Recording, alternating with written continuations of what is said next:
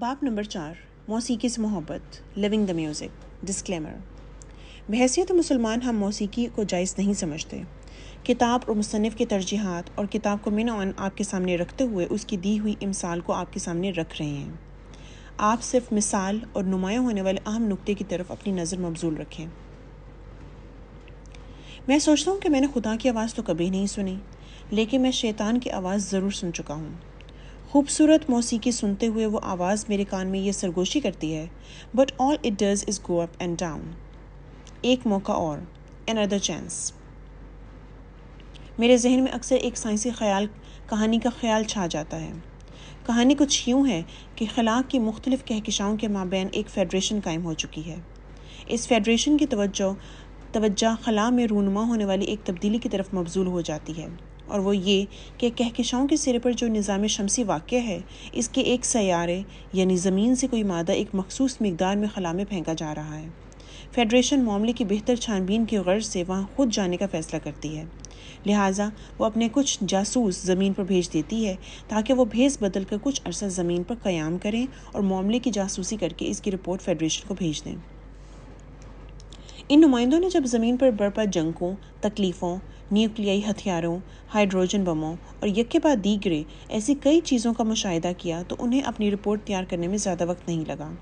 اس report میں بنیادی طور پر یہ بتایا گیا تھا کہ زمین کے باشندے بہت سنگ دل ہیں، اس لیے ان کی تجویز ہے کہ اس سے پہلے کہ یہ باشندے مزید خرابیاں پیدا کریں، انہیں نیز تو نابود کر دینا چاہیے. لیکن اس سے قبل کہ یہ جاسوس اپنی رپورٹ کے ساتھ واپس جاتے، کسی فرد نے انہیں موسیقی کی کچھ محفلوں میں شامل ہونے کی ترغیب دی. وہاں انہیں موسیقی کی کچھ دھنیں اور سازینیں، آرکیسٹرا سننے کا موقع ملا. انہوں نے جب یہ موسیقی سنی تو ان کا فیصلہ بدل گیا اور وہ سوچنے لگے کہ ہمیں زمین کے باشندوں کو ایک موقع اور دینا چاہیے. نو عمری میں آغاز کرنا، سٹارٹنگ ارلی. اگر آپ نے بچپن میں موسیقی نہیں سنی تو اب بہت دیر ہو چکی ہے. دنیائے موسیقی کے بارے میں قائم کیے گئے بڑے مفروضوں میں سے یہ ایک مفروضہ ہے، بلکہ یوں سمجھیے کہ یہ ایک کہاوت ہے. لیکن میں آپ کو بتاؤں کہ یہ درست بات نہیں ہے اور ایسا نہیں ہوتا.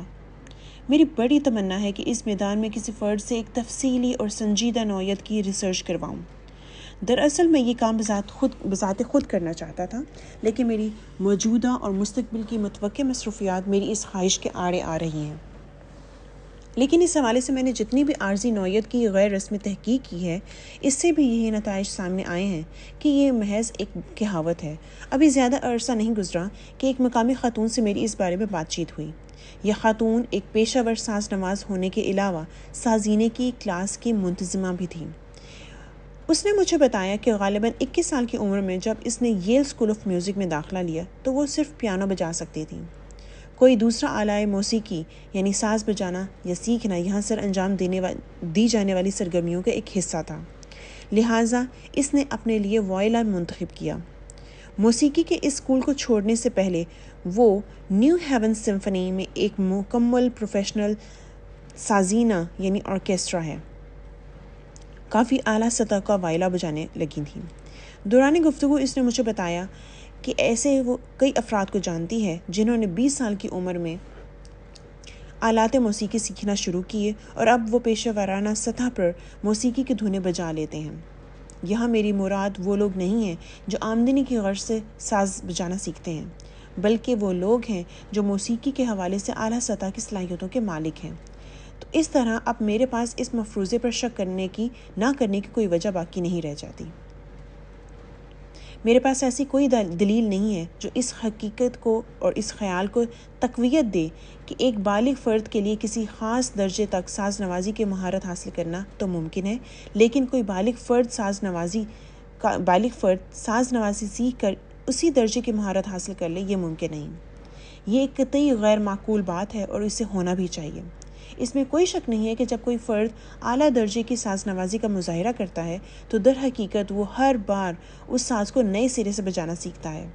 وہ یہ کام مستقل کرتا ہے اور اسے کرنا بھی چاہیے، کیونکہ سر تال کے میل کو روزانہ نکھارنا نہایت ضروری ہے.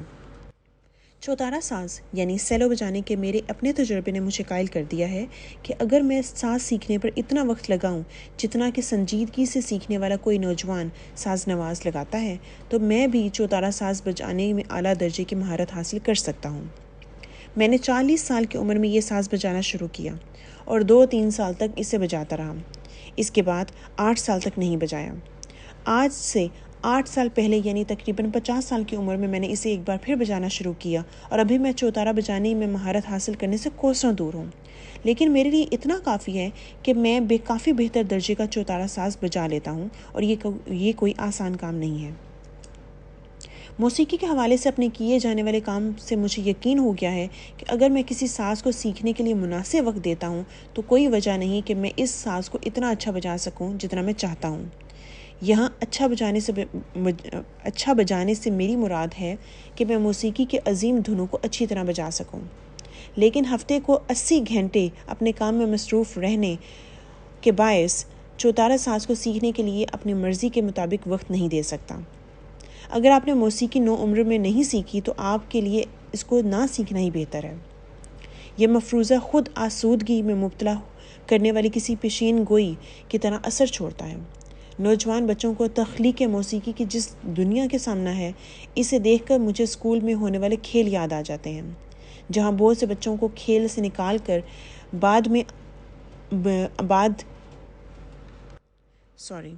جہاں بہت سے بچوں کو کھیل سے باہر کرنے کے بعد آخر میں صرف چند کھیلنے والے اور ایک طرف بیٹھے ہوئے مایوس اور پریشان لوگوں کا ایک گروہ باقی رہ جاتا ہے، جو یہ سوچ کر کڑ رہے ہوتے ہیں، کتنی بری بات ہے، میں کسی بھی چیز میں اچھا نہیں ہوں۔ ہمیں اس حوالے سے ایک محتاط رویہ اپنانے کی ضرورت ہے۔ ایسا محسوس ہوتا ہے کہ نوجوانوں کو ہدایات دیتے ہوئے ہم بن کہے انہیں یہ تصور دیتے ہیں کہ تیز رفتار سے آغاز کرنے والے ہی دور تک جاتے ہیں۔ یہ ایک ایسا تصور ہے جس کا ہمیں کہیں ثبوت نہیں ملتا، بلکہ در حقیقت اس تصور کو کبھی جانچا ہی نہیں گیا۔ خط تعلم جتنا عمودی ہوگا اتنا ہی بلند بھی ہوگا۔ اس مفروضے کی سچائی پر بھی کبھی آواز نہیں اٹھائی گئی۔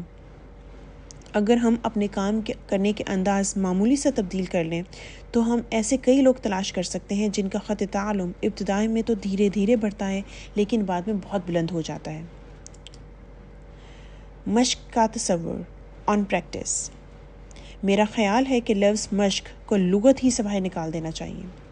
یہ لفظ صرف تکالیف اور مسائل پیدا کرنے کا باعث ہے۔ ایک دفعہ ایک بچی کے باپ نے مجھے بتایا کہ اس کی بچی وائلن بجانا چاہتی ہے لیکن اس کی مشق کرنے سے بالکل بیزار ہے۔ مشق کا ذکر ہی کیوں چھیڑا جاتا ہے؟ صرف وائلن بجانے کے بارے میں کیوں بات نہیں کی جاتی؟ ایک پیشہ ور فنکار کے نزدیک ساز بجانے اور ساز بجانے کی مشق کرنے کے درمیان کا فرق واضح طور پر ہوتا ہے۔ ساز بجانا یا ساز نوازی سے مراد ہے لوگوں کے سامنے ساز بجانے کا مظاہرہ کرنا اور مشق کرنے سے مراد ہے اس کی تیاری کرنا۔ لیکن ایک نون آموز کے نزدیک ان دونوں میں فرق بے معنی ہوتا ہے۔ میں اپنے چوتارا ساز یعنی سیلو کے ساتھ جب مصروف عمل ہوتا ہوں تو میں کیا کرتا ہوں؟ میں اسے بجا رہا ہوتا ہوں۔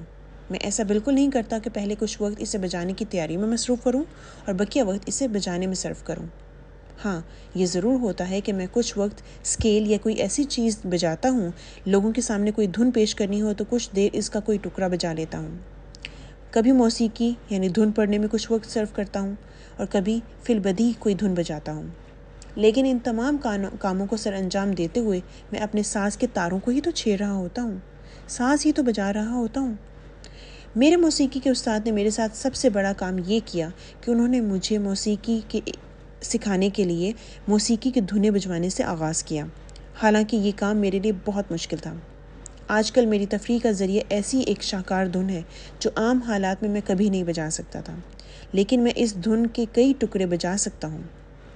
میرے نزدیک مشق نام کی کوئی چیز وجود نہیں رکھتی۔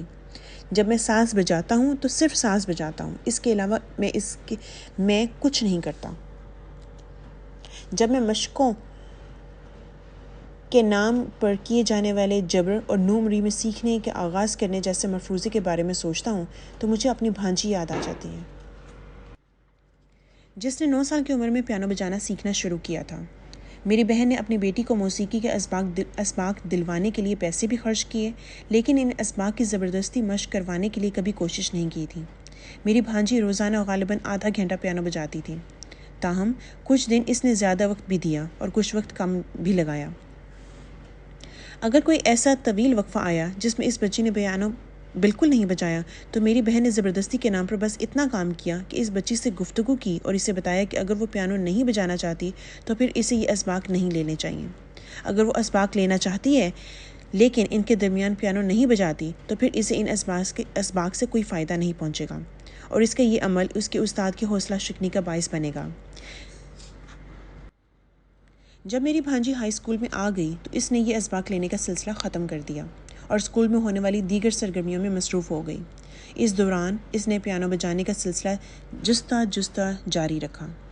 کبھی کبھار ایسا بھی ہوا کہ اس نے ایک دن میں پون گھنٹے تک پیانو بجایا، لیکن زیادہ دن اس طرح گزرے کہ اسے پیانو کو ہاتھ لگانے کا موقع بھی نہیں ملا۔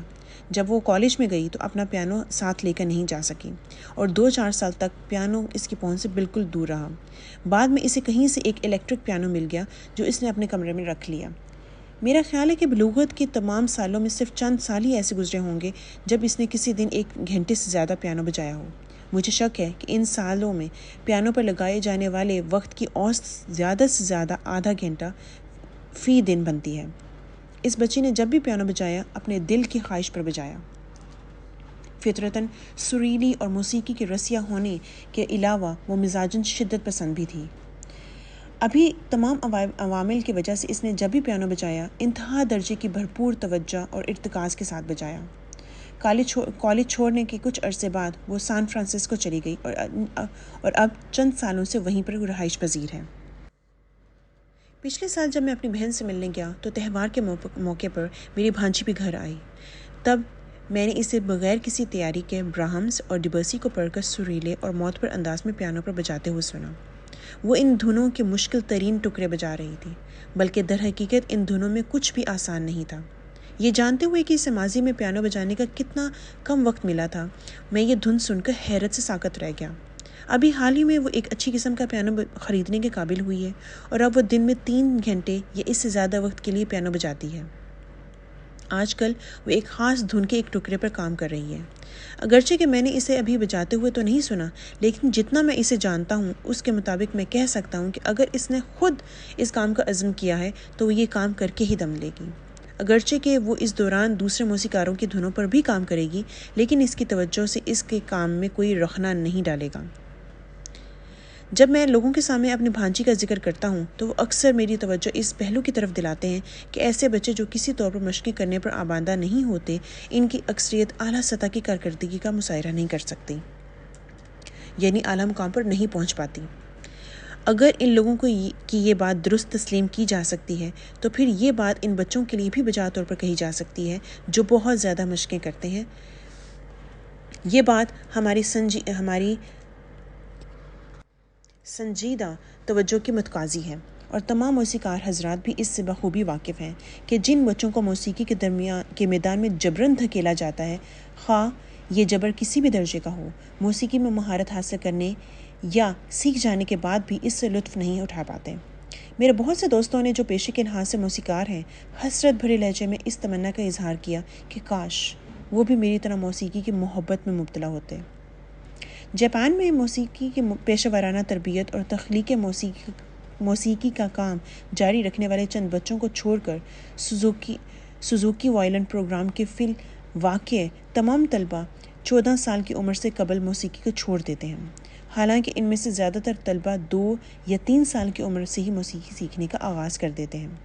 جاپان میں نئے لوگوں کی طرف سے موسیقی میں بظاہر کوئی کام ہوتا نظر بھی نہیں آتا، تو پھر بچوں کو یہ مہارت سکھانے کا کیا فائدہ ہے؟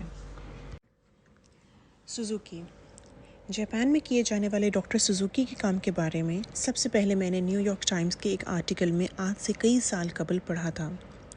اس آرٹیکل میں بتایا گیا تھا کہ ایک دن ڈاکٹر سوزوکی کے ذہن میں اچانک یہ خیال آیا کہ چونکہ تمام جاپانی بچے اتنی ذہانت اور صلاحیت کے مالک ہوتے ہیں کہ وہ جاپانی زبان سیکھنے جیسا مشکل کام کر سکتے ہیں، لہٰذا اگر وہ چاہیں تو وائلن، یہ ڈاکٹر سوزوکی کا اپنا آلۂ موسیقی تھا، بجانا بھی سیکھ سکتے ہیں۔ ڈاکٹر سوزوکی کو پورا یقین تھا کہ یہ عمل اس کی اپنی زندگی کی مانند بچوں کی زندگی کی بالیدگی میں بھی اضافہ کر دے گا۔ اس خیال کے تحت ڈاکٹر سوزوکی نے وائلن سیکھنے کا ایک ایسا طریقہ وضع کیا جو اس فطری طریقے سے بہت مشابہت رکھتا تھا جو بچے اپنی زبان سیکھنے کے لیے اختیار کرتے ہیں۔ اس نے محسوس کیا تھا کہ بولنا شروع کرنے سے قبل بچے دوسرے لوگوں کی گفتگو کافی زیادہ سن چکے ہوتے ہیں۔ اسی طرح لکھنے پڑھنے کی کسی سرگرمی کو شروع کرنے سے پہلے بچے بولنے کے بھی بے شمار تجربے کر چکے ہوتے ہیں۔ اس نے یہ بھی محسوس کیا تھا کہ بچے زیادہ تر وہی کچھ کرنا چاہتے ہیں جو وہ اپنے ارد گرد موجود لوگوں کو کرتا دیکھتے ہیں۔ اس مکمل اور صائب ادراک کی روشنی میں اس نے یہ طریقہ کار ترتیب دیا تھا۔ آرٹیکل میں بتایا گیا تھا کہ اگر جاپانی والدین اپنے بچوں کو اسی طریقہ کار کے مطابق وائلن سکھانا چاہتے ہیں تو وہ اپنے بچوں کے دورے شیر خوارگی ہی میں گھروں کے اندر ماہر ساز نوازوں کی بجائے کی کچھ دھنوں کی ریکارڈنگ سنوانے کا اہتمام کریں۔ اگر ان کے لیے ممکن ہوتا ہے تو وہ یہ کام روزانہ کرتے ہیں، بلکہ دن میں کئی بار کرتے ہیں۔ یہ دھنیں سادہ اور آسان ہوتی ہیں تاکہ بعد میں بچے انہیں سیکھ کر خود بھی بجا سکیں۔ اس طرح جلد ہی بچہ ان دھنوں سے اس حد تک مانوس ہو جاتا ہے کہ اسے یہ دھنیں اپنے ہی ذات کا ایک حصہ معلوم ہونے لگتی ہیں۔ بعد میں کیے جانے والے تجربات سے بھی یہ پتہ چلا کہ 6 ماہ بلکہ اس سے چھوٹی عمر کے بچے بھی ان دھنوں کو اتنی اچھی طرح پہچاننے لگتے ہیں کہ جب ان کے سامنے یہ دھنیں بجائی جاتی ہیں تو وہ خوشی سے بھرپور رد عمل دیتے ہیں۔ جب بچے کی عمر تقریباً 3 سال ہوتی ہے تو اس کے والدین میں سے کوئی ایک، عموماً اس کی ماں، سوزوکی کے طریقہ کار کے کسی استاد کے پاس جاتی ہے اور وائلن کے اسباق لینا شروع کر دیتی ہے اور بچے کو بھی اپنے ہمراہ لے جاتی ہے۔ استاد کی جائے رہائش پر استاد ماں کو پہلے ایک وائلن پیش کرتا ہے۔ وائلن پکڑ کر ماں کو وائلن سنبھالنے کا طریقہ سکھاتا ہے اور خود ایک ایسی دھن بجاتا ہے جو بچے نے پہلے سن رکھی ہوتی ہے۔ پھر استاد اس دھن کو بجانے کا طریقہ ماں پر ظاہر کرتا ہے۔ چونکہ یہ پہلی دھن ہوتی ہے لہٰذا اتنی آسان ہوتی ہے کہ ماں جلد ہی اسے بجانا سیکھ جاتی ہے۔ سبق کے اختتام پر استاد ماں سے کہتا ہے کہ اب وہ گھر جا کر اس دھن کی مشق کرے، پھر نیا سبق لینے آئے۔ یہ سلسلہ اگلے کچھ اسباق تک اسی طرح جاری رہتا ہے اور جب بھی ماں سبق لینے آتی ہے بچہ بھی اس کے ساتھ ہوتا ہے۔ پھر غالباً تیسرے یا چوتھے سبق کے دوران اگر بچہ واقعی رغبت ظاہر کرتا ہے، جیسے کہ ڈاکٹر سوزوکی کی بہت تاکید کرتے ہیں کہ بچے کو ساز بجانے کے لیے کبھی بھی مجبور نہ کیا جائے، تو استاد اچانک کہیں سے ایک چھوٹے سائز کا وائلن برآمد کرتا ہے اور بچے کو پیش کرتے ہوئے کہتا ہے کہ آپ اسے بجانا پسند کریں گے؟ جی ہاں، بالکل۔ تو اس طرح ماں اور بچہ دونوں اپنے اپنے وائلن لے کر گھر آ جاتے ہیں اور اکٹھے مل کر کوئی ایسی دھن بجاتے ہیں جو دونوں کو بجانی آتی ہے۔ اب کچھ عرصہ بعد ماں، حالانکہ اس سے اب یہ بھی توقع کی جاتی ہے کہ وہ اپنے بچے کو وائلن بجاتا ہوا سنے اور اس کے ساتھ اسباق لینے کا بھی اہتمام کرے۔ اگر چاہے تو وائلن بجانا چھوڑ سکتی ہے۔ اس صورت میں بچہ وائلن سیکھنے کا کام تنہا جاری رکھتا ہے۔ اس طرح تھوڑا مزید وقت گزرتا ہے اور بچہ کچھ اور دھنیں بجانا بھی سیکھ جاتا ہے۔ اس دوران بچہ انفرادی اسباق لینے کے ساتھ ساتھ دوسرے بچوں کے ساتھ مل کر یعنی گروپ میں بھی وائلن بجانا سیکھتا ہے، اور یہ انکشاف اس کے لیے بے حد مسرت بخش ہوتا ہے کہ دوسرے بچے بھی یہ دھنیں بجانا جانتے ہیں۔ اصل سوزوکی طریقہ کار کے مطابق جیسے ہی بچے وائلن بجانے میں ذرا رواں ہوتے ہیں اور قدرے مشکل دھنیں بجانے لگتے ہیں تو پھر بچوں کو لکھی ہوئی دھنوں سے متعارف کروایا جاتا ہے۔ یہ ان دھنوں کی تحریری نوٹس ہوتے ہیں جو بچے بجانا سیکھ چکے ہوتے ہیں۔ میں یقین سے نہیں کہہ سکتا کہ کتنے عرصے تک وہ اس طرح سیکھتے ہیں، لیکن اتنا ضرور جانتا ہوں کہ کان سے سن کر سیکھنے کی بجائے لکھے ہوئے نوٹس کے ذریعے دھن سیکھنے کا یہ کام ایک مختصر مدت کے لیے نہیں کروایا جاتا۔ تو یہ ہے وائلن سیکھنے کے اس بنیادی طریقہ کار کی تفصیل۔ یہ طریقہ مجھے اس وقت بھی اور آج بھی بچوں کے طریقے تعلم کے بارے میں اپنے علم سے کافی حد تک ہم آہنگ محسوس ہوتا ہے۔ ٹائمز کے اس آرٹیکل میں یہ بھی بتایا گیا تھا کہ بچوں کی اپنی سازوں کے ساتھ مختلف تجربات کرنے کے لیے بھی حوصلہ افزائی کی جاتی ہے، مثلاً اپنے ساز سے اونچی اور ہلکی آواز نکالنا یا تیز اور دھیمی آواز پیدا کرنا وغیرہ۔ مجھے یاد ہے اس حوالے سے یہ بھی لکھا ہوا تھا کہ بچوں سے کہا جاتا ہے کہ وہ اپنے ساز سے ہاتھی جیسی آواز یا چھوٹے چوہے جیسی آواز نکالیں۔ آرٹیکل میں یہ بھی بتایا گیا تھا کہ جاپان بھر کے 4، 5 اور 6 سال کے سینکڑوں بچوں نے جو اس طریقے سے موسیقی سیکھ چکے تھے، ہینڈل، ویولڈی اور بیش یعنی یہ بڑے موسیقاروں کے نام ہیں کے ساتھ مل کر اجتماعی دھنیں بجائی تھیں۔ کچھ سال کے بعد ان بچوں کا ایک گروہ امریکہ کے دورے پر آیا اور اپنے فن کا مظاہرہ کرنے کے لیے نیو انگلینڈ کنزرویٹری گیا۔ سینکڑوں لوگوں نے، جن میں بہت سے موسیقی کے اساتذہ بھی تھے، ان بچوں کو سننے آئے تھے۔ میں بھی اس موقع پر موجود تھا۔ مظاہرے کے لیے تقریباً 20 صحت مند، توانا اور خوش باش بچے اسٹیج پر آئے۔ اس وقت مجھے ان کی اوسط عمر 5 یا 6 سال محسوس ہوتی تھی، لیکن اب میرا خیال ہے کہ ان کی اوسط عمر 1-2 سال زیادہ ہی ہوگی۔ ڈاکٹر سوزوکی اور ان کے ایک نوجوان اسسٹنٹ نے بچوں کے وائلن کے تاروں کو کساؤ یعنی کہ ٹیوننگ کو پرکھا یا ساز درست کیے۔ ہم سب متجسس تھے کہ دیکھیں کیا پردہ ظہور میں آتا ہے۔ غالباً ہینڈل، وائیولڈی اور بیچ کے کچھ سادہ اور آسان دھنیں یا شاید کچھ اور۔ پھر ڈاکٹر سوزوکی نے ہاتھ سے اشارہ کیا اور بچوں نے مظاہرے کا آغاز کیا۔ وہ کوئی آسان دھن نہیں بجا رہے تھے، بلکہ بیش ڈبل کنسرٹو، ایک خاص اور مشکل دھن کا نام ہے، کو لے سرتال اور لحن کی مکمل اکملیت، بھرپور موسیقیت اور توانائی سے بجا رہے تھے۔ یہ ایک سانس روک دینے والا حیرت انگیز نظارہ تھا۔ اگر یہ بچے ہوا میں تیرتے ہوئے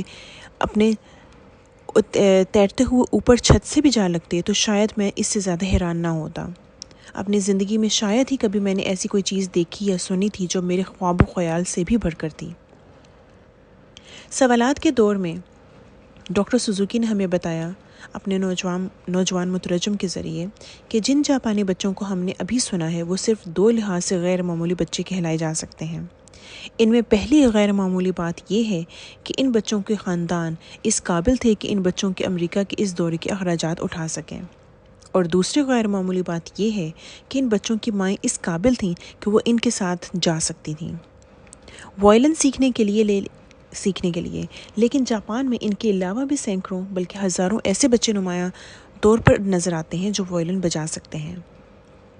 اس ملک میں سوزوکی کی موجودگی کے بارے میں مزید کچھ کہنے سے قبل میں اس بات کو تاکیداً بتاتا چلوں کہ جاپان میں سوزوکی کے طریقہ کار کی ہدایات کے بارے میں میری تمام تر معلومات کماخذ ٹائمز میگزین میں شائع شدہ مضمون، اسی طرح کے کچھ اور دوسرے مضامین اور یہ مختصر ملاقات ہے۔ اس لیے یہ ممکن ہے کہ ان مختصر حوالوں سے میرے دماغ میں بننے والی سوزوکی کے طریقہ کار کی تصویر درست نہ ہو۔ جاپان کی سوزوکی کلاس میں ماضی میں کیا ہوتا تھا اور آج کیا ہوتا ہے، میں اسے لا علم ہوں، لیکن جو کچھ میں نے اس بارے میں دیکھا، سنا اور پڑھا ہے، اس کی بنیاد پر میں پورے یقین سے کہہ سکتا ہوں کہ امریکہ میں دی جانے والی سوزوکی کے طریقہ کار کی ہدایات نہ صرف میرے بیان کردہ حقائق سے دور ہیں، بلکہ اس فطری طریقے سے بھی کوسوں دور ہیں جسے اختیار کر کے بچے اپنی زبان بولنا سیکھتے ہیں۔ سوزوکی کے طریقے کی ہدایات بڑی حد تک اسکول میں دی جانے والی ہدایت کے مشابہ ہو گئی ہیں، یعنی سیکھنے والے مواد کو بہت چھوٹے کئی حصوں میں تقسیم کر دیا جاتا ہے اور یہ فرض کر لیا جاتا ہے کہ پہلے ایک حصے پر مہارت حاصل کی جائے، تاہم تب ہی اگلے حصے پر طبع آزمائی کی جا سکتی ہے۔ اس کے علاوہ غلطیوں کی فی الفور اصلاح دی جاتی ہے۔ غلطیوں کی اصلاح کا کام بیرونی ذرائع یعنی والدین اور اساتذہ کرتے ہیں۔ مشق کے نام پر بچوں کو اچھے خاصے دباؤ میں رکھا جاتا ہے۔ بچوں کو سازوں کے ساتھ تجربات اور اختراعات کرنے اور فی البدیہہ ساز نوازی کے لیے نہ تو آزادی دی جاتی ہے اور نہ ہی ان کی حوصلہ افزائی کی جاتی ہے۔ اگر یہ کام ہوتا بھی ہے تو اس کی نوعیت معمولی ہوتی ہے۔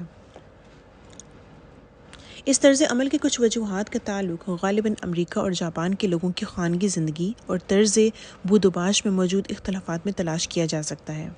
مثلاً اس بات کا زیادہ امکان ہے کہ جاپانی خواتین اپنے بچوں کے ساتھ گھر میں رہنا زیادہ پسند کرتی ہیں۔ اگر کوئی ماہر جاپان کے لوگوں کو یہ مشورہ دے کہ انہیں اپنے گھروں میں روزانہ کئی گھنٹے وائلن کی کچھ سادہ دھنوں کو ریکارڈنگز چلانی چاہیے، تو جاپانی والدین کے اس مشورے پر عمل کرنے کے امکانات بہت زیادہ ہیں۔ کچھ حوالوں سے امریکی لوگوں کی سوچ کو ملحوظ خاطر رکھتے ہوئے ڈاکٹر سوزوکی کو بھی یقیناً اپنے طریقہ کار کو تبدیل کرنے کی ضرورت ہے۔ مثلاً امریکی خانگی زندگی امریکی افراد کا چھوٹے بچوں کے ساتھ تصور برتاؤ، یعنی عمومی طور پر جاپانیوں کے مقابلے میں بچوں کے ساتھ ہمارا برتاؤ زیادہ شدت پسندانہ ہوتا ہے، اور امریکی استاد کا موسیقی کے بارے میں تصور تدریس وغیرہ۔ یہ بات بھی لائق توجہ ہے کہ سوزوکی کے طریقہ کار کے تمام استاد مونٹیسری اساتذہ یا کسی بھی قسم کے اساتذہ سے بڑھ کر یکساں سوچ کے مالک نہیں ہوتے۔ یہ نکتہ بھی بہت اہم ہے کہ سوزوکی کے طریقہ کار کے تمام استاد مونٹیسری اساتذہ یا کسی بھی قسم کے اساتذہ کی طرح ایک دوسرے سے مختلف ہوتے ہیں۔ کچھ اساتذہ دوسروں کے مقابلے میں زیادہ اختراع پسند اور رویے اور سوچ کے اعتبار سے زیادہ لچکدار ہوتے ہیں، جیسے کہ کچھ مونٹیسری کے اساتذہ کے ساتھ ہوا تھا۔ سوزوکی طریقے کے کچھ اساتذہ بھی پہلے ہی سخت گیر امریکی تنظیم سے علیحدگی اختیار کر چکے ہیں اور اپنے آپ کو آزاد سوزوکی استاد کہلواتے ہیں، تاہم انہیں اس سخت طریقہ کار کو تبدیل کرنے کی آزادی مل جائے جو انہیں اوپر سے یعنی حکام بالا سے ملا ہے۔ اگر مجھے کبھی بچوں یا بڑوں کو تانت والے ساز یعنی کہ اسٹرنگ انسٹرومنٹ سکھانے کا موقع ملا، مجھے امید ہے کہ کسی دن میں ایسا کروں گا، تو میں سوزوکی میٹیریل یعنی مواد، معلومات، ہدایات کو یقیناً استعمال تو کروں گا، لیکن اپنے طریقے اور انداز سے استعمال کروں گا۔ سوزوکی ہدایات اصل میں ہیں کیا؟ یہ معلوم کرنے کا واحد طریقہ یہ ہے کہ کسی فرد کو یہ کام کرتے ہوئے دیکھا جائے۔ میں سوزوکی کے نام پر ناقابل یقین حد تک بری تدریس ہوتے بھی دیکھ چکا ہوں اور بہت اچھی تدریس ہوتے بھی دیکھی ہے۔ مجموعی طور پر محتاط الفاظ میں ہم یہ کہہ سکتے ہیں کہ اس ملک میں سوزوکی کی طریقہ کار تدریس بہت سخت گیر اور بے لچک ہو گیا ہے، اور شاید یہی وجہ ہے یا کوئی اور کہ سوزوکی طریقہ کار اب واقعی وہ نتائج نہیں دکھا رہا ہے جن کے بارے میں ہمیں بتایا گیا تھا اور جو نتائج اس نے کبھی جاپان میں دکھائے تھے۔ اس بات کا تو ذکر ہی جانے دیجیے کہ تانت والے سازوں کے بہت عمدہ سازندے یعنی کہ اسٹرنگ پلیئرز سوزوکی کی تربیت حاصل کرنا چھوڑ رہے ہیں۔ اب امریکہ میں 6 تا 8 سال کی عمر کے چند ہی ایسے بچے ہوں گے جو بیچ کنسرٹو جیسے مشکل دھن بجا سکتے ہیں۔ اگر آپ کو آج اس ملک میں سوزوکی طریقہ کار سے منسلک بچوں کی ایک بڑی تعداد کو سننے کا موقع ملتا ہے تو آپ کو کیا سننے کو ملے گا؟ ٹوئنکل ٹوئنکل لٹل اسٹار کی دھن چند تبدیلیوں کے ساتھ۔ یہ دھن اب ایک طرح سے سوزوکی طریقہ کار کا قومی ترانہ بن چکی ہے۔ امریکہ میں سوزوکی تنظیم اور سوزوکی کا طریقہ کار یقیناً کچھ اچھے کام بھی کر رہے ہیں، لیکن یہ اس سے کہیں کم درجے کا کام ہے جو انہوں نے کبھی جاپان میں کیا تھا۔ اس سے بھی زیادہ قابل غور نکتہ یہ ہے کہ ان کا کام اس سطح کا بھی نہیں ہے جس سطح کا کام یہ لوگ یہاں کر کے دکھا سکتے ہیں۔ اگر یہ واقعی اسی طریقے پر عمل کریں جس کی وہ تلقین کرتے ہیں، یعنی بچوں کو موسیقی اس طریقے سے سیکھنے دینا جس طریقے پر عمل کر کے بچوں نے اپنی زبان سیکھی تھی۔ سوزوکی طریقہ کار کا بنیادی نقطہ یعنی اس طریقہ کار کی جان یہ ہے کہ جس طرح بچے بولنا سیکھتے ہیں، یعنی جب ارد گرد کے لوگوں کو باتیں کرتے ہوئے سنتے ہیں تو خود بھی پہلے ذرا بے ڈھنگے طریقے سے اسی قسم کی باتیں کرنے کی کوشش کرتے ہیں۔ بالکل اسی طرح سے بچے موسیقی تخلیق کرنا بھی اب بہت اچھا سیکھ سکتے ہیں، یعنی پہلے اپنے ساز پر کوئی ایسی دھن بجانے کی کوشش کرتے ہیں جو انہوں نے پہلے متعدد بار سن چکی ہوتی ہے اور جسے وہ اچھی طرح جانتے اور پہچانتے ہیں۔ سوزوکی طریقے تدریس کے کچھ اساتذہ اس بنیادی درک میں موجود نقطے کو بھول جانے کے خطرے سے دوچار ہو سکتے ہیں کہ جب بچے زبان سیکھنے کے عمل سے گزر رہے ہوتے تو وہ یہ نہیں کرتے کہ پہلے ہر لحاظ سے مکمل اور درست کوئی لفظ یا جملہ بولنا سیکھا، پھر دوسرا لفظ یا جملہ بولنا سیکھا۔ پہلے بچے ایک کے وقت میں بہت سے الفاظ بولتے ہیں، بلکہ اپنی مرضی سے جتنے چاہیں الفاظ بولتے ہیں، پھر مسلسل استعمال اور مشق سے وہ ان الفاظ کو بہتر سے بہتر طریقے سے بولنا سیکھ لیتے ہیں۔ یعنی تعلم کے لیے بچے ایک محدود میدان میں کسی ایک ہی سمت میں پیش رفت نہیں ہوتے، بلکہ ان کے سامنے ایک وسیع میدان پھیلا ہوتا ہے جس پر وہ کئی اطراف سے پیش قدمی کرتے ہیں۔ لیکن یوں لگتا ہے کہ اس کے برعکس سوزوکی طریقہ تدریس کے طلبہ کو یہ بتایا جا رہا ہوتا ہے کہ پہلے 1 یا 2 دھنوں کو صحیح طریقے سے بجانا سیکھنے پر اچھا خاصا وقت لگایا جائے، تب ہی وہ کسی نئی چیز پر کام کر سکیں گے۔ جب میں بچوں کو آرا چلانے کے انداز میں ٹوئنکل ٹوئنکل لٹل اسٹار کی دھن وائلن پر بجاتے ہوئے سنتا ہوں تو مجھے بچوں میں جوش اور ایڈونچر کی وہ روح بالکل محسوس نہیں ہوتی جو بچوں میں اس وقت محسوس کی جا سکتی ہے جب وہ بولنا سیکھ رہے ہوتے ہیں۔ تو پھر آخر سوزوکی طریقہ کار اور اس کے لوازمات میں کیا بات اچھی ہے؟ نمبر 1، سوزوکی طریقہ کار میں دھنوں کا انتخاب بہت عمدہ ہوتا ہے۔ ان دھنوں کی خاص بات یہ ہوتی ہے کہ انہیں بجایا جا سکتا ہے، یعنی نہ تو یہ دھنیں اتنی مشکل ہوتی ہیں کہ انہیں بجایا نہ جا سکے، اور نہ اتنی آسان کہ بجانے والے کو کوئی چیلنج ہی محسوس نہ ہو۔ اس کے علاوہ ان دھنوں کو بجانا بچوں کے لیے ایک پرلطف کام بھی ہوتا ہے۔ اہم بات یہ ہے کہ جب والدین کو یہ دھنیں بار بار سننی پڑتی ہیں، انہیں بھی یہ پرلطف محسوس ہوتی ہیں، یا کم از کم وہ اکتاہٹ کا شکار نہیں ہوتے۔ موسیقی کے عظیم استادوں کی تربیت دی ہوئی ان دھنوں کے ٹکڑے بچے بڑی جلدی بجانا سیکھ جاتے ہیں۔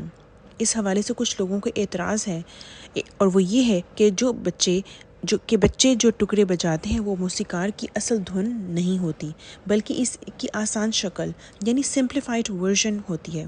مجھے اس پر کوئی اعتراض نہیں ہے۔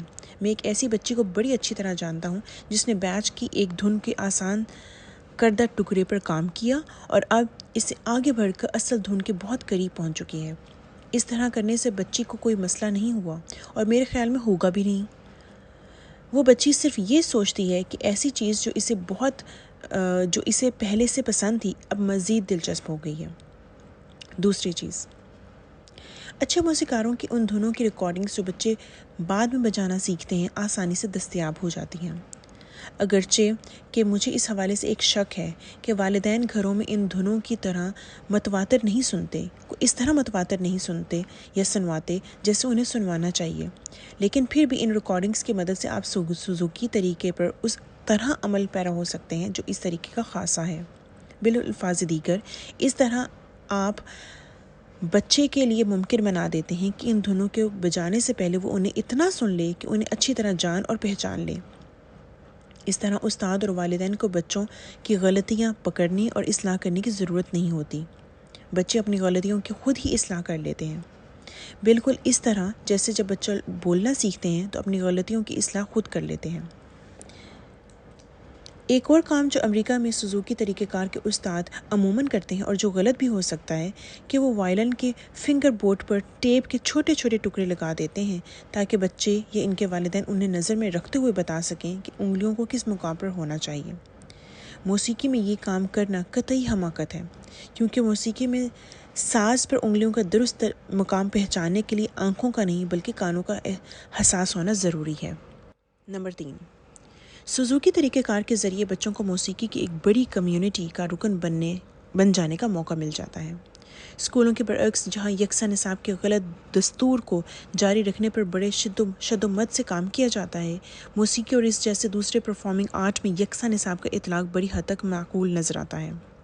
سوزوکی بچے کہیں بھی چلے جائیں، انہیں اپنے ہم پلہ سوزوکی بچے مل جاتے ہیں جو اسی دھن کو اتنی مہارت سے بجا سکتے ہیں۔ اس لیے ان بچوں کو اکٹھے مل کر ساز نوازی کرنا ممکن ہو جاتا ہے۔ بچوں کے لیے ایسے مواقع بڑے پرکیف اور نشاط آور ہوتے ہیں، اور یہی کیفیت نشاط و سرور موسیقی کا ایک بڑا حاصل ہوتی ہے۔ جب تک بچے کسی سازینے یا بینڈ میں شامل ہو کر ساز بجانے کے قابل نہیں ہو جاتے، تب تک کسی بھی آلۂ موسیقی کو سیکھنا بچوں کو دوسروں سے الگ تھلگ کر دینے والا مشغلہ ہوتا ہے۔ ایسا بالکل نہیں ہونا چاہیے۔ سوزوکی کے استاد بچوں سے ہر ہفتے 10 دن بعد ایک کمیونٹی میں ساز نوازی کرواتے ہیں۔ اس کے علاوہ مختلف سوزوکی کانفرنسوں میں زیادہ بچوں کے سے بعض اوقات سینکڑوں کی تعداد میں بچوں سے ساز نوازی کرواتے ہیں۔ اس قسم کے اجتماعات میں ساز نوازی کرنا بچوں کے لیے بے پناہ جوش و ولولہ پیدا کرنے کا باعث بن سکتا ہے۔ سوزوکی کے اصل کلاسز اور ورک شاپس میں بچوں کا دلچسپی لینا یا نہ لینا دونوں صورتیں ممکن ہو سکتی ہیں، لیکن ایسا ضرور ہوتا ہے کہ ان کلاسز کے دوران بچے بڑی بےتابی سے جاتے ہیں اور جتنی موسیقی وہ سیکھ چکے ہوتے ہیں دوسرے بچوں کے ساتھ مل کر اپنے ساز پر بجاتے ہیں۔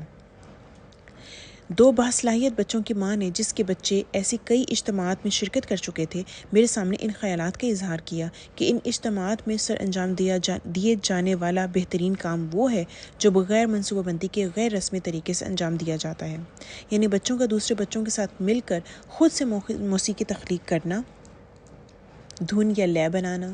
میرے نزدیک یہ ان اجتماعات کا سب سے قیمتی اثاثہ ہے، اور یہ وہ نقطہ ہے جو سوزوکی پروگرام کے حوالے سے میرے تمام اعتراضات پر بھاری ہے۔ نیو یارک کے سفر کے دوران مجھے اپنے دوست کے ہمراہ سوزوکی پروگرام کی 2 بہت دلچسپ تقریبات میں جانے کا موقع ملا۔ پہلی تقریب ایک سازینے کی ریہرسل تھی جس میں تمام تانت والے ساز یعنی کہ اسٹرنگ انسٹرومنٹس شامل تھے۔ میرے دوست کی 7 سالہ بیٹی ویٹا بھی اس سازینے میں وائلن بجا رہی تھی۔ سازینے کے نوجوان ناظم یعنی کنڈکٹر نے بچوں کے لیے دھن کے ایک چھوٹے ٹکڑے کو 3 حصوں میں لکھ لیا تھا اور وہ بچوں کی مدد کر رہا تھا کہ ان حصوں کو بجاتے ہوئے کیسے ملانا ہے۔ اسے یہ کام کرتے ہوئے دیکھنا ایک بڑا دلچسپ منظر تھا۔ اس کے بعد ہم موسیقی کے ایک باقاعدہ یعنی کہ رسمی پروگرام میں گئے جہاں کئی بچوں نے انفرادی کارکردگی کا مظاہرہ کیا۔ ان میں 5 سال کے نو آموز سیکھنے والوں سے لے کر ماہر ٹین ایجرز تک شامل تھے۔ البتہ ایک موقع پر 3 بچوں نے مل کر بھی اپنے فن کا مظاہرہ کیا۔ پھر ایک مختصر سازینے میں بچوں نے مل کر سوزوکی پروگرام کی کئی عام یعنی سٹینڈرڈ دھنیں بھی پیش کیں۔ ویٹا بھی اس سازینے میں شامل تھی۔ بچوں کے موسیقی کے پروگرام عموماً ناخوشگوار اور پریشان کن بھی ہو سکتے ہیں، لیکن یہ پروگرام ایک خالصتاً سرور بخش پروگرام تھا۔ جس چیز نے اسے ایسا بنا دیا تھا میں انہیں جانتا کہ وہ سوزوکی پروگرام کا عام دستور تھا یا بطور خاص اس پروگرام کے لیے یہ طریقہ وضع کیا گیا تھا، اور وہ یہ تھا کہ منتظمین نے پروگرام کا آغاز اس روایتی طریقے سے نہیں کیا تھا جس میں پہلے چھوٹے بچوں کو بلایا جاتا ہے پھر ماہرین کو دعوت دی جاتی ہے۔ اس کے بجائے انہوں نے نو آموز اور ماہر بچوں کو کسی ترتیب کے بغیر بلایا اور فن کا مظاہرہ کروایا۔ اس طرح اس تقریب سے سٹارز کا شو ہونے یا مقابلے کی فضا کا احساس نہیں ہوتا تھا، بس یہ محسوس ہوتا تھا کہ بچے اپنے مزے کے لیے اپنے والدین اور دوسرے سننے والوں کی خوشی اور تفریح طبع کے لیے اکٹھے مل کر ساز نوازی کر رہے ہیں۔ تاہم ایک مشاہدہ ایسا بھی ہوا جس نے مجھے کافی الجھا دیا تھا۔ میں نے دیکھا کہ انفرادی کارکردگی کا مظاہرہ کرنے والے کسی بھی بچے کو اپنا وائلن خود ٹیون کرنے کی اجازت نہیں تھی۔ تمام بچے اپنے وائلن لے کر ایک بڑے استاد کے پاس جاتے جو ان کے وائلن کو ٹیون کرتا تھا، حتیٰ کہ یہ کام اس باصلاحیت بچی نے بھی خود انجام نہیں دیا جس نے رومانٹک ریپرٹری کی ایک بہت اعلیٰ دھن کا درمیانی ٹکڑا مکمل طور پر خود بجایا تھا۔ چھوٹے بچوں کے ساتھ اس طرز عمل کی وجہ تو میں سمجھ سکتا ہوں، اور وہ یہ کہ غالباً چھوٹے بچے وائلن کے ففتس یعنی وائلن کے تاروں کے درمیان موجود جگہ کی وجہ سے پیدا ہونے والی مخصوص آواز کو درست طور پر نہیں سن سکتے، اور دوسرا یہ کہ ان کے ہاتھ اتنے مضبوط نہیں ہوتے کہ وائلن کی میخوں کو گھما سکیں۔ لیکن ان سے اگلے درجے کے بچے یہ کام کیوں نہیں کر سکتے؟ میں یہ نہیں سمجھ سکا۔ شاید سوزوکی طریقہ کار سے متعلق لوگوں کو یہ خیال ہو کہ اگر بچے اپنے آلات موسیقی خود ٹیون کرتے ہیں اور کچھ بڑوں کے پاس لے کر جاتے ہیں تو اس کا نتیجہ ممکنہ طور پر یہ ہو سکتا ہے کہ اس سے اچھے اور برے ساز نواز میں فرق کرنے کے لیے ایک لکیر کھینچ دی جائے گی۔ لیکن پھر بھی ایک نوجوان اور ناتجربہ کار ساز نواز کے لیے یہ بڑا اہم ہے کہ وہ اپنے ساز کو درست کرنا جلد از جلد سیکھ لے، کیونکہ تانت والے سازوں کے سازندوں کے لیے ایک بنیادی مہارت سمجھی جاتی ہے۔ چھوٹے بچوں کے لیے اس کام کو ممکن بنانے کے لیے اگر ہم کوئی طریقہ وضع کرنے کی ضرورت پڑے تو آئیے پھر ہم اس کام کا آغاز کرتے ہیں اور ایسا کوئی طریقہ تلاش کرتے ہیں۔ مجموعی طور پر سوزوکی مٹیریل اور تنظیم موسیقی سیکھنے والے بچوں اور ان کے والدین کے لیے، کیونکہ وہ بھی شاید موسیقی سیکھ رہے ہوتے ہیں، موسیقی سیکھنے کے کئی ذرائع میں سے ایک بہت مفید ذریعہ ثابت ہو سکتے ہیں۔ مگر ان سے کام لینے کی ترکیب یہ ہے کہ تمام سوزوکی مٹیریل کو استعمال تو کیا جائے لیکن کسی کو اس کا پابند نہ بنایا جائے۔ اپنے طریقہ کار میں کچھ جدت پیدا کیجیے، بچوں کی حوصلہ افزائی کیجیے تاکہ وہ آزادی سے موسیقی تخلیق کریں، طرز یا دھنیں بنائیں، دھنیں لکھیں، ایک دوسرے کو دھنیں مرتب کر کے دیں اور پھر ان دھنوں کو بجائیں اور چیمبر میوزک میں ساز نوازی کر سکیں۔ حالانکہ چیمبر میوزک اب تک سوزوکی کے رسمی طریقہ کار میں بہت زیادہ اہم نہیں سمجھا جاتا، مگر یہ سوچ تبدیل ہونی چاہیے اور میں امید کرتا ہوں کہ یہ واقعی ہوگی۔ حاصل کلام یہ ہے کہ موسیقی سیکھنے کے عمل میں تخلیق و جستجو، دریافت، نئے اور غیر معمولی تجربات کرنے کے رجحان کو واپس لائیے اور اس سے بھی بڑھ کر اس خوشی، سرور اور جوش و ولولے کو واپس لائیے جو شاید موسیقی کا ایک حصہ لازمی سمجھی جاتی ہے۔ موسیقی سکھانے کے لیے ایک بے لچک اور انتہائی رسمی نوعیت کی ہدایات پر مبنی انداز تدریس ان تمام جذبات کے حق میں سم قاتل ثابت ہوتا ہے، یعنی ان جذبات کی روح کو مار دیتا ہے۔ باہر نکلنے کے تمام راستے بند ہیں۔ They have got all the exits blocked۔ میرے ایک دوست کو ایک اسکول میں موسیقی کی ایک تقریب میں شرکت کا موقع ملا جہاں 4 افراد پر مشتمل ایک طائفہ تانت والے سازوں یعنی اسٹرنگ انسٹرومنٹس پر اپنے فن کا مظاہرہ کر رہا تھا۔ تقریب کے سامعین 5ویں اور 6ٹھی کلاس کے بچے تھے، جیسے کہ عموماً بچوں کی تقریبات میں ہو جاتا ہے۔ یہاں موجود بچوں کی ایک ٹولی کافی ہلچل مچا رہی تھی۔ ٹولی میں شامل بچے اکتا چکے تھے اور شور و غل کر رہے تھے۔ تھوڑی دیر بعد وہاں کے انچارج نے ان بچوں کو ہال سے باہر جانے کے لیے کہا۔ جب یہ بچے باہر چلے گئے تو میرے دوست نے اپنے سامنے موجود ایک بچے کو یہ کہتے ہوئے سنا، کتنے خوش نصیب ہیں یہ۔ اس بات سے مجھے سمفنی نیوز میں پڑھے جانے والا ایک مضمون یاد آ گیا۔ مضمون کا مصنف ایک سازینے کا ناظم یعنی کنڈکٹر بھی تھا اور اسکول میں موسیقی کی کئی تقریبات منعقد کروا چکا تھا۔ مضمون میں مصنف نے ایک واقعے کے بارے میں بتایا تھا کہ ایک محفل موسیقی میں جب وہ یعنی مصنف اسٹیج کی طرف آ رہا تھا تو اس نے چند لڑکوں کو باتیں کرتے سنا۔ ایک لڑکا دوسرے سے کہہ رہا تھا، کوئی فائدہ نہیں ہے، ہم باہر نہیں جا سکتے، انہوں نے تمام راستے بند کر دیے ہیں۔ آگے چل کر مصنف کہتا ہے کہ یہ بہت اچھا ہوا کیونکہ اس طرح ان بچوں کو کلاسیکل موسیقی سننے کا موقع ملا۔ میں نے سمفنی نیوز میں جواباً لکھا کہ مجھے ایسا محسوس ہوتا ہے کہ مصنف نے بچوں کے اس مکالمے سے غلط معنی اخذ کیے ہیں۔ موسیقی کے اس میدان میں جسے کلاسیکل موسیقی کہا جاتا ہے، پیشہ ورانہ مہارت رکھنے والے میرے کئی دوست جب مل بیٹھتے ہیں تو مجھے لگتا ہے کہ زیادہ تر وقت وہ اسی بارے میں گفتگو کرتے ہیں کہ کس طرح باہر نکلنے کے زیادہ سے زیادہ راستے مسدود کر دیے جائیں۔ جب میں اس طرح کی باتیں کئی بار سن چکا تو پھر میں نے ان کے جواب میں عموماً ایک سوال پوچھا کہ کیا آپ کے خیال میں اسکولوں میں بیتھوون اور موزارٹ کے ساتھ وہی کچھ ہونا چاہیے جو شیکسپیئر کے ساتھ ہوا ہے؟ میری اس بات سے انہیں ذرا سا جھٹکا لگتا ہے اور وہ کچھ سوچنے پر مجبور ہو جاتے ہیں۔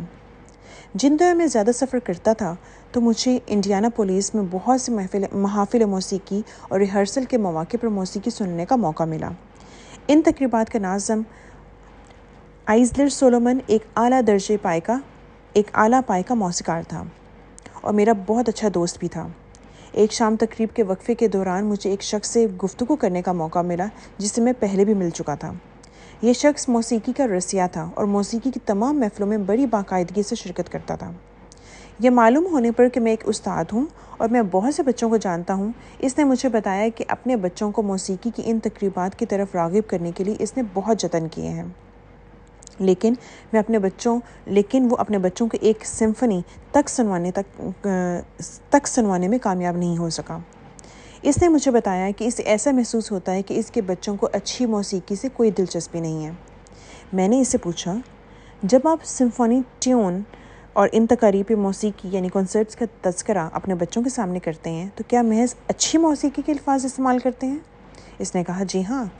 تو کیا میں آپ سے درخواست کر سکتا ہوں کہ آپ ان الفاظ کی بجائے کچھ اور الفاظ استعمال کریں؟